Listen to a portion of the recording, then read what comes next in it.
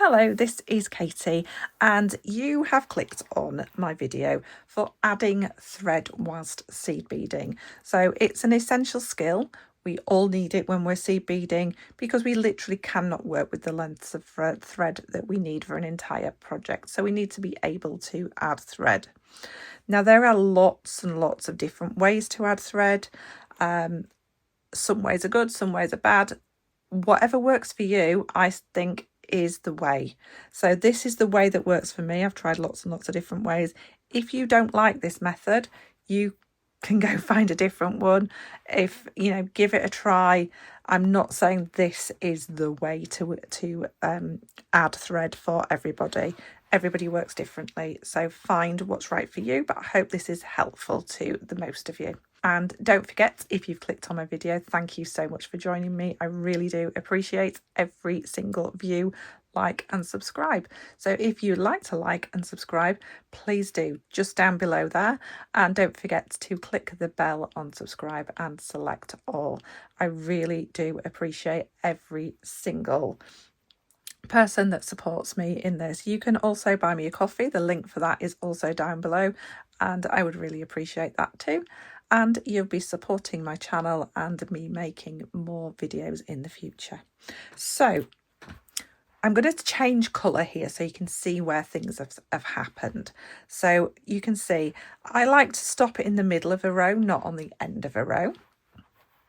So, and I do like a nice amount of thread left.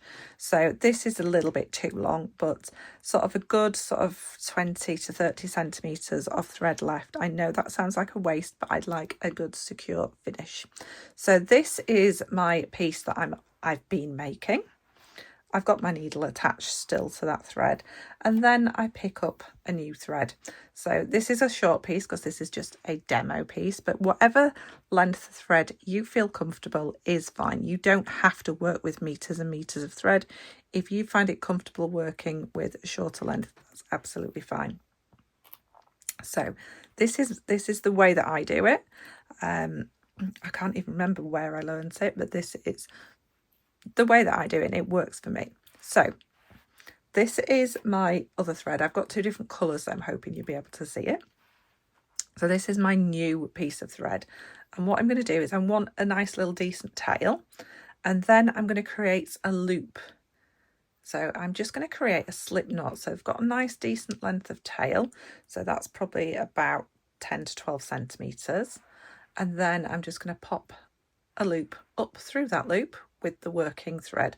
So any way that you normally make a slip knot, nearly said slip stitch then, I'm a crocheter. So then I'll just pull that tighter. So then I'm just going to pull that a little bit smaller. So I've basically got a slip knot on the end of my thread. I've got a nice little decent amount of thread just so that I can sew in my end afterwards. And then I'm going to take the older needle, the old thread needle, and pop it through that slip knot. Okay, so I've got the slip knot on the thread. Let's zoom a little bit. Slip knot on the thread. Then I'm going to tighten up that slip knot down here, and I want to tighten it up right in there. So I'm actually pulling in 3 directions. So I've got the tail, the old thread, and the new thread.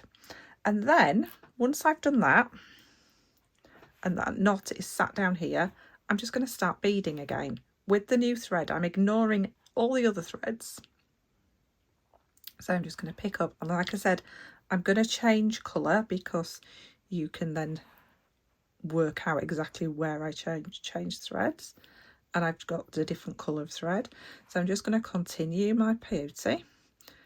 And I'm probably going to do a couple of rows and just get going a bit. I like to work with this hand very stationary, so these threads are not moving around. There's nothing going on with them. I can just kind of pop my thumb onto those threads, hold them down, and everything's fine.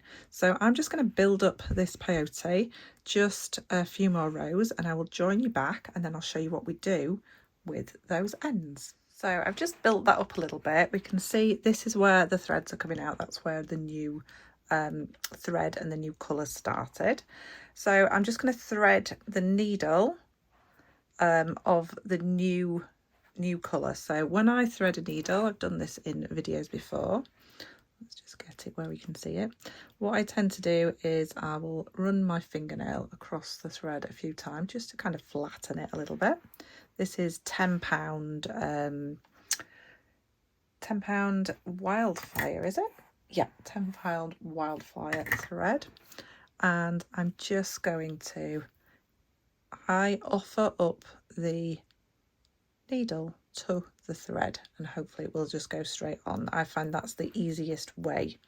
So what I'm going to do is I'm going to take my needle through the bead path. So we can see here, this is where the thread was added.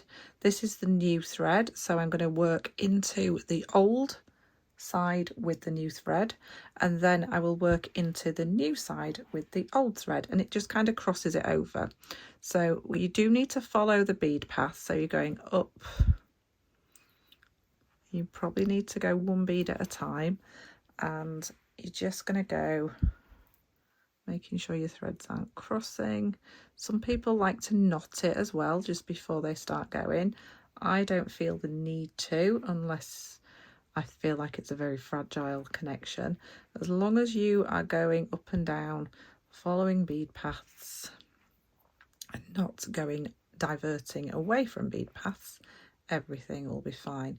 So you can go, you can skip, as long as it's a bead path, you can skip. So when I mean bead path, it's a way that the thread is already going. So you wouldn't go across here, across there, but because this thread at the top is going across this way, I can go down this one. And I usually use the rule of 3. So I want to change directions 3 times, so at least 3 times. 2 absolutely is okay as long as you are feeling secure about it. So you can just wind your way back down, and then I'll go back up again, and then I will just trim off my thread. I find it's not going to unravel, so I have just turned my piece around just because the other piece of thread was getting in the way. So sometimes you can kind of get through 2 beads at once, but I'm going to come all the way down to the bottom and then all the way back up again. So you don't really want to be going through where the slip knot was, because that's going to be getting quite bulky there now. So this one I would continue going down to the bottom and then back up, and then this one, which is the old thread, I hope this is making sense. So that was coming in a downwards direction, wasn't it? So I'm just gonna, where's it coming out of there? So I'm going to go, which way shall we go? Just find a nice bead path. So I don't want to go down that one. Let's have a look. We'll continue going. We'll go up. So we're going into those red beads. Okay. Just give that a little tug, and then anywhere where the knot was, it should help that disappear. So I'm just going up and down with this thread as well. So just, you kind of following the pattern, the bead path, so it's kind of slightly side to side, and you're just going to work in your thread. And I find that because you use the rule of 3, which is a rule that I use when I'm doing my crochet as well, 3 directions, and it shouldn't undo. So that's why I like to leave a good piece of thread. We won't end up with any big knots in anything, because all we've got is that slip knot. But don't bead and bead and bead and think, oh, I'll just leave like this tiny bit of wire, because there is nothing worse. When I first started seed beading, I did have a piece that literally fell to pieces. It was soul destroying. So across here I can come across that top because there's already a bead path there. and I can skip down 2 at a time sometimes, as long as I am following the bead path. So you're just going to continue with that, and then you will cut your thread. This isn't an actual piece, so with the new thread we will pretend that I went all the way down to the bottom and then up again, so that would have been 3 directions, and I will literally cut it like so, give it a little massage, that little tail will disappear and you won't be able to see it. And again with the opposite one as well. And then once you've cut those 2 off, so that one will be the next one to cut off, you're just going to pick up your new thread, because you've already started going with that, and continue on. So it literally doesn't take that long, but because I was showing you, it did seem a little bit longer. But yeah, so it's a quick join them together, use that slip knot, slide it all the way down, continue beading with the new thread, and then come back after a few rows. Don't leave it too long, and just make sure that slip knot is still in the same place. You can just give them a little bit of a tug together as well, just to tighten that up, and then just use your bead paths and snip off, and it's nice and simple. So there is another seed beading video also that I'm going to finish off here. So I'm going to show you how to add a nice little beaded clasp on there, so like a big bead and then the loop just to make it a metal free design. And yeah, I will see you soon. I hope you've enjoyed this. I hope if you've got any questions you will let me know, and I will see you again soon. And don't forget to subscribe and give me a little like, comment as well. I love it. See you soon.